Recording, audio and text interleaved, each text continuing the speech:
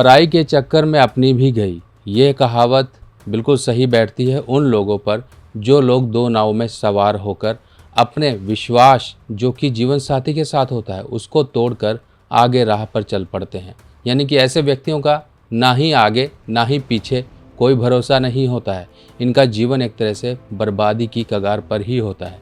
आज मैं आपके साथ चर्चा करने वाला हूँ इस विषय पर जो कि अक्सर लोगों की वैवाहिक जीवन की परेशानी से जुड़ा होता है और जीवन में विध्वंस या फिर सिर्फ और सिर्फ बर्बादी का ही कारण होता है। मैरिड लाइफ, संतान, सब के सब इस गलत नियति और गलत चाल चलन के कारण इंसान अपने व्यक्तित्व जीवन को सबको खराब कर देता है। तो दोस्तों, सबसे पहले हम बात करें प्यार, विश्वास जो कि हस्बैंड वाइफ के बीच का होता है, जो कि एक पतले से धागे की तरह, एक तरह से विश्वास एक तरह से बहुत ही नाजुक धागा होता है। अगर यही विश्वास व्यक्ति मेंटेन ना कर पाए तो व्यक्ति किसी का नहीं। आपने विभीषण के बारे में तो सुना ही होगा, क्यों उसके बारे में इतनी कहावतें चल पड़ी हैं और अक्सर पुराने समय से लोग कहते आए हैं कि घर का भेदी लंका ढाए। ये कहावत ऐसे नहीं बनी है, ये कहावत उन लोगों के लिए बनी है जो लोग सचमुच में अपने घर का ना समझकर बाहर की तरफ झुकाव रखते हैं। तो यानी कि हमें यहाँ पर यह समझ लेना चाहिए कि घर की इम्पोर्टेंस सबसे ज़्यादा है, बाहर की इम्पोर्टेंस कम है। ज़रूरी नहीं कि व्यक्ति का संबंध कहीं पर सिर्फ पराई के चक्कर में रहे और वो भी पड़ोस के चक्कर में रहे, किसी भी अन्य महिला या पुरुष के चक्कर में व्यक्ति आ जाता है। अब इसके पीछे क्या ज्योतिषीय कारण होते हैं जो व्यक्ति को इस तरह के मेंटल बेंड देते हैं, यानी कि मानसिक झुकाव दे देते हैं और व्यक्ति अपने इमोशंस और अपनी सोच पर काबू नहीं पा पाता है।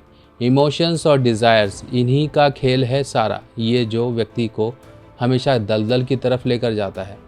बहुत से लोग ऐसे होते हैं जिनका ना बुढ़ापा सही रहा, ना जवानी सही रही, जो कमाया वो लुट गया, यानी कि इंसान आखिरी में खाली हाथ। और व्यक्ति बड़े शौक से कहता है हम कोई गलत थोड़ी ना कर रहे हैं। अब आप एक बात समझिए, एक कहावत और यहाँ पर आ जाती है कि भैंस को कभी भी अपने सींग भारी नहीं लगते हैं। इसी तरीके से जो व्यक्ति गलती कर रहा होता है उसे कभी ये नहीं लग रहा होता है कि मैं गलती कर रहा हूँ और ऐसी भारी गलती कर रहा हूँ जिसका कि पश्चाताप ही मुश्किल है। अब ऐसे केस में क्या होता है, फिर वो एक्सपेक्ट करता है कि मेरी औलाद मेरी इज्जत करे, मेरी अड़ोसी पड़ोसी, मेरे रिश्तेदार मेरी इज्जत करें, पर आपने इज्जत करने लायक कुछ छोड़ा हो तब तो कोई करे। अब यहीं पर गलतियाँ क्यों हो जाती हैं, इनके बारे में सबसे पहले हम समझें। अगर किसी की कुंडली में शुक्र अच्छा है तो ऐसे केस में व्यक्ति वफादार होगा, अपने जीवन साथी से कभी भी दगा नहीं करेगा, सबका केयर करेगा, जो उसकी रिस्पॉन्सिबिलिटी है कि संतान, वैवाहिक जीवन, इन सब को वो पूरी तरीके से निभाएगा, पूरी निष्ठा से निभाएगा। पर जैसे ही शुक्र पर राहु का रंग चढ़ना शुरू हो जाता है, वहीं पर व्यक्ति अपने पथ और मार्ग से डगमगाना शुरू कर देता है और यही पथ भ्रमता इंसान को जीवन में सिर्फ खाई में लेकर जाती है। अब कुछ केसेस ऐसे होते हैं जिसमें कि शुक्र ऑटोमेटिकली व्यक्ति का खराब होना शुरू हो जाता है। जब शुक्र खराब हो, अकेले शुक्र से कुछ नहीं है, चंद्रमा का भी यहाँ रोल है, क्योंकि चंद्रमा ही वो सोच है। जब तक आपकी वो चंद्रमा की सोच नहीं सही रहेगी तब तक शुक्र कुछ भी उल्टे सीधे काम नहीं कर पाएगा, क्योंकि चंद्रमा ही राहु को कंट्रोल कर रहा है, चंद्रमा ही शुक्र को कंट्रोल कर रहा है। इसी तरीके से शुक्र के पार्ट भी राहु और केतु हैं। जैसे ही हमने इन दोनों में से किसी एक पार्ट की शक्ति को बढ़ा दिया, वहीं पर शुक्र की मेन शक्ति घट जाती है। यानी कि जैसे आपने कहावत भी सुनी होगी कि कोई व्यक्ति किसी के सिर पर पैर रखकर तरक्की कर गया। इसी तरीके से कोई भी ग्रह इंसान के उस ग्रह के प्रभाव को घटाकर अपने नेगेटिव प्रभाव जागृत कर देता है। यही जागृत होने की अवस्था को हमने कंट्रोल करना है।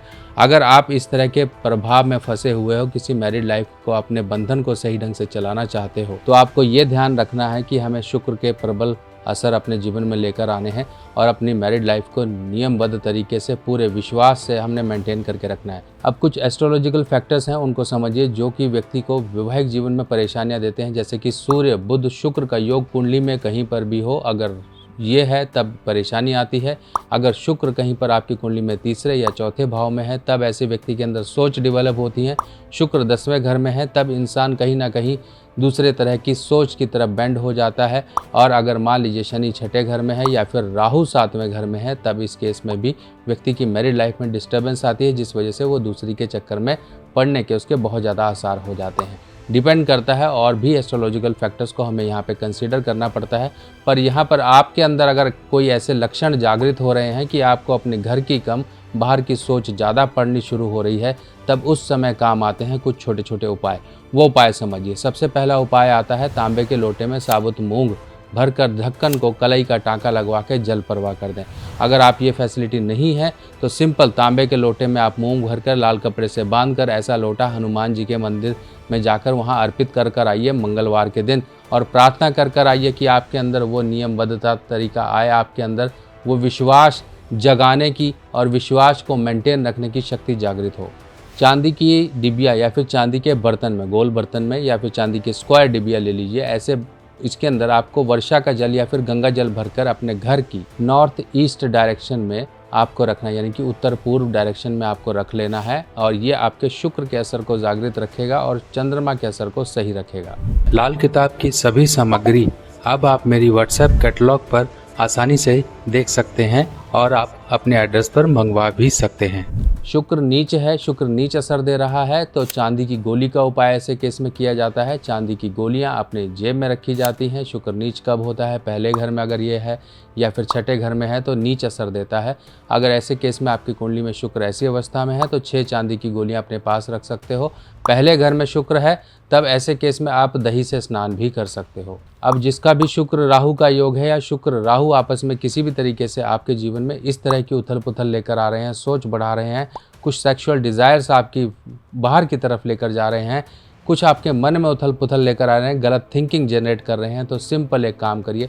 एक जटा वाला नारियल गुरुवार की शाम 5 से 7 बजे करीब कलावा लपेट कर आप देवी माँ के आगे अर्पित कर कर आएँ और ये काम करते रहें। अगर इसके साथ एक साबुन की टिकिया भी वहाँ छोड़ दें मंदिर में तो बहुत बढ़िया आपको इसका रिजल्ट मिलेगा। ऑटोमेटिकली आप ये करते जाएंगे, उतना ही आपके मन पर काबू आता जाएगा और अपने नियमों को आप मान कर चलेंगे। तो दोस्तों कुल मिलाकर सबसे पहली बात तो ये है आपको कंट्रोल करना है, सेल्फ कंट्रोल। क्योंकि ये देखिए कुछ सामाजिक दायरे होते हैं, कुछ सोशल बाउंड्रीज़ होती हैं। जैसे ही इंसान उन बाउंड्रीज़ को तोड़कर बाहर निकलता है तो उसके हालात ऐसे हो जाते हैं कि एक भेड़ की झुंड चल रही है और उस झुंड से एक भेड़ निकल कर कहीं अलग हो गई और ये भेड़ का झुंड मान लीजिए कहीं जंगल से जा रहा है और वो जैसे ही एक अकेली भेड़ अलग हुई तो वो असुरक्षित हो जाती है। अब उसके ऊपर जानवरों का खतरा बढ़ जाता है। इसी तरीके से हम जब सोशल बाउंड्री में होते हैं